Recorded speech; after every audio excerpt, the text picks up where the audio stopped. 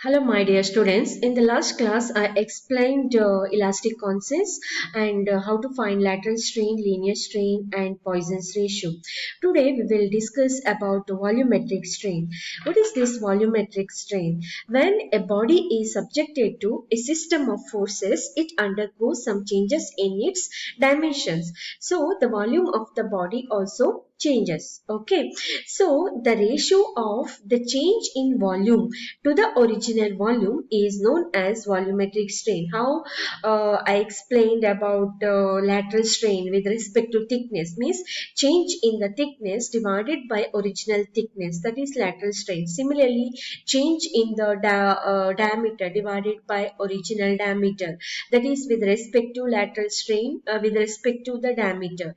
And similarly, change in the width divided by original width, that is also lateral strain. Like that, volumetric strain also, it is the ratio of change in volume to the original volume. So you can write like this. Okay, volumetric strain is change in the volume divided by original volume. Okay, here volumetric strain of a rectangular body subjected to an axial force is given as, this is the formula. Okay, this is nothing but a strain, volumetric strain, that is equal to change in the volume divided by original volume. So there is some simplification derivation is there that you don't it's not required for you. You just remember this formula. The finally you get like this: the volumetric strain is equal to strain into linear strain into 1 minus 2 divided by m. Okay, when the volumetric strain of a rectangular body subjected to three mutually perpendicular forces, then it is given by this volumetric strain is equal to the sum of sigma x, this is volumetric strain, that is equal to indifferent, the change in the dimensions only in x direction, y direction, and z direction. Okay, totally this is the formula to find the volumetric strain, that is change in the volume divided by original volume is equal to v into p divided by bte into 1 minus 2 divided by m divided by v. Okay, so when you simplify this, you get P divided by BTE into 1 minus 2 divided by M. So if you simplify this, you get this linear strain into 1 minus 2 divided by M. Okay, why? Because this is P divided by BTE, that is equal to strain. This detailed derivation you don't want to study. If you want to study, you refer your textbook, but just remember this formula, that is enough to solve the examples. Okay, we will see one example. You just remember this formula, how to find the volumetric strain. Okay, next we will see one example. A steel bar 2 meter long, 20 mm wide and 15 mm thick is subjected to a tensile load of 30 kilonewton. Find the increase in volume if Poisson's ratio is 0.25 and Young's modulus is 200 GPa. Okay, this is given data.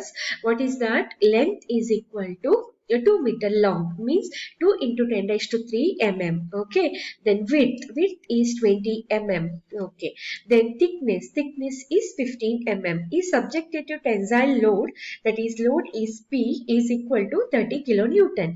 So convert into Newton, 30 into 10 raised to 3 Newton, and you have to find the increase in the volume, means delta V you have to calculate. If Poisson's ratio mu is equal to mu or 1 by m is equal to 0.25. Okay, 1 by m is 0.25. So m is equal to 1 by 4. Inverse of 0.25. So Young's modulus is 200 GPa. Okay, we know the formula, right? What is that formula? Delta V divided by V is equal to P divided by BTE into 1 minus 2 divided by M. We have to find delta V, the change in the volume. So first what you want, you have to calculate V. How you can calculate V?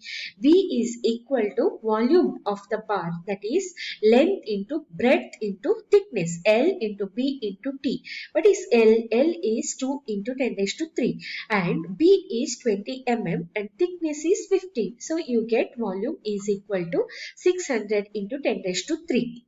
Okay, now P is given here 30 into 10 raised to 3 divided by B is given 20 and T is given 15 and E is Young's modulus 200 into 10 raised to 3 into 1 minus 2 divided by 4. Why 4?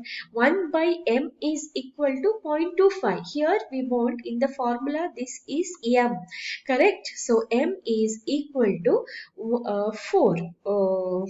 Okay, 1 by M is equal to 0.25. So M is equal to 4 or you have to multiply it by 0.25. Okay, when you simplify this, you get the answer 150 mm cube. So in this way you can calculate volumetric strain. Okay, we will see this is direct substitution, only you have to remember the formula, that's it. Next we will see one more example.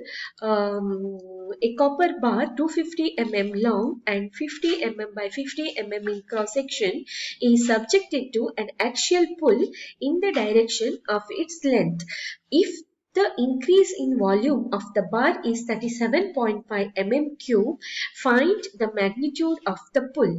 Take M is equal to 4 and E is equal to 100 GPa. Okay, so here you have to calculate the increase in volume of the you have to calculate the magnitude of the pull. Means what? Force you have to calculate, P you have to calculate. Here length is given 250 mm and width is given 50 mm and thickness also given 50 mm and pull you have to calculate. If the increase in volume of the bar, that is delta V, is equal to 37.5 mm cube. So M is equal to 4 and E is equal to 100 GPa. How you can calculate? We know P is the magnitude of the pull in kilonewton. You have to calculate first volume because that formula involves the volume also. So volume is equal to length into breadth into thickness. Length is 250 into 50 into 50. You get volume is equal to 625 into 10 raised to 3 mm cube. Okay. Then substitute in this equation. So what is that? Delta V we know that is what 37.5 divided by V. V is 625 into 10 raised to 3. That is equal to P. P is we have to calculate divided by BT into E. What is that? When you simplify this, you get 500 into 10 raised to 6.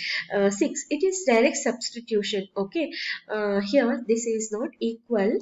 This is minus, okay, 1 minus 2 by 4. This is 1 minus 2 divided by 4. Okay, here why 4? Because this is given M is equal to 4. When you simplify this, you get P is equal to 37 point. Simplify this, you get P is equal to 30 into 10 raised to 3 Newton or 30 kilonewton. It is very simple. Only you have to remember the formula. You have to calculate volume. Okay, direct substitution. So I don't think so you need much explanation for this. Okay, we'll go to the next problem. What is that? A steel bar 50 mm by 50 mm in cross section is 1.2 meter long. It is subjected to an axial pull of 200 kilonewton. What are the changes in length, width and volume of the bar? If the value of the Poisson's ratio is 0.3, take E as 200 GPa. So here given width is given 50 mm and thickness is 50 mm and length is 1.2 meter, and it is subjected to an axial pull, that is P. P is equal to 200 kilonewton. What are the changes in the length? So you have to calculate delta L and width delta B and volume delta V. Okay, so how you can calculate Poisson's ratio is given 0.3, m is equal to, or mu is equal to 0.3, or 1 by m is equal to 0.3. E is equal to 200 GP. So you have to calculate here change in the length and change in the width. Okay, then you have to calculate change in the volume. So these three things you have to calculate. How you can do? First we will see what is change in the length. Change in the length, we know that formula, deformation is equal to PL divided by A into E. Direct substitution, 200 into 10 raised to 3 into L is 1.2 into 10 raised to 3 millimeter converted to millimeter, divided by A is 50 into 50. E is 200 into 10 raised to 3. You get 0.48. Okay. Next, you have to find change in the width. How you can calculate the change in the width? This is nothing but you should know what is lateral strain and what is linear strain. That is equal to mu, correct? First you have to calculate linear strain. What is linear strain? Linear strain is change in the length divided by original length. Means when there is a change happens when the force is applied along the line of the axis and deformation also along the line of the axis, then it is linear strain. So linear strain is equal to change in the length divided by original length. Change in the length is 0.48 divided by original length is 1.2 into 10 raised to 3. You get this. Okay. Then you have to calculate lateral strain. What is lateral strain here? Lateral strain is with respect to width. Okay, here width is given. So with respect to width, we have to calculate. So how you can calculate? Lateral strain is equal to change in the width divided by original width. So change in the width delta B is equal to B into lateral strain. Okay, cross multiply.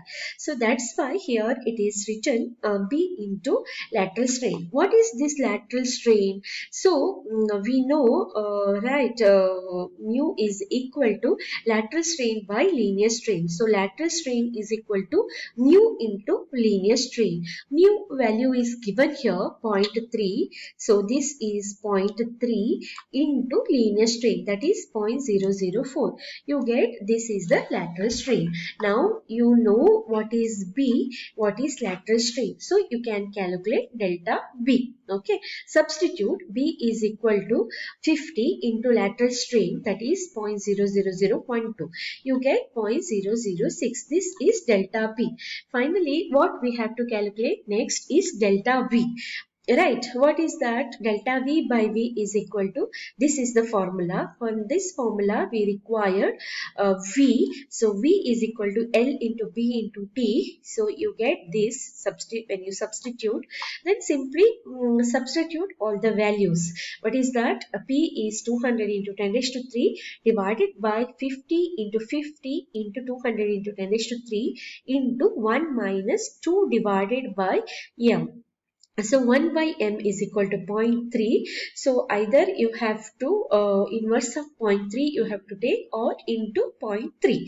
So simplify this, you get this answer. So delta V is equal to 480 mm cube. So like this you can calculate what is change in the length, what is change in the width, and what is the change in the volume. Understood? Delta L, that gives change in the length. Okay, when you simply substitute in the linear strain delta L by L, you get delta L.